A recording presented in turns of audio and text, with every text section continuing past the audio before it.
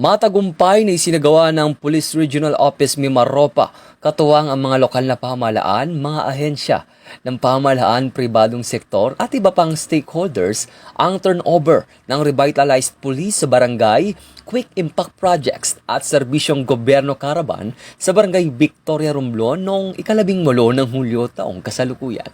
Bunga ng 6 na buwang paninirahan ng Romblon Provincial Mobile Force Company RPSB team sa barangay na turnover ang 2 amakan houses, community water storage tank, 2 kiosk, mga toilet facilities at iba pang proyektong naglalayong mapabuti sanitasyon, kabuhayan at turismo sa komunidad. Nagtapos din ang mga residente sa organic agriculture production ng TESDA bilang dagdag na oportunidad sa kanilang mga hanap buhay.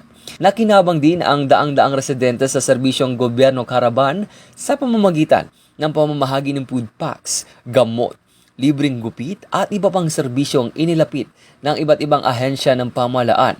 Patunay ng patuloy na adhikain ng Philippine National Police na maghatid ng pangmatagalang serbisyo at kaunlaran sa mga komunidad. Mula dito sa National Headquarters ng Philippine National Police, ako si Patrolman Edwin Baris nagbabalita para sa Police News Network. Alagad ng batas, tagataguyod ng Balitang Pulis.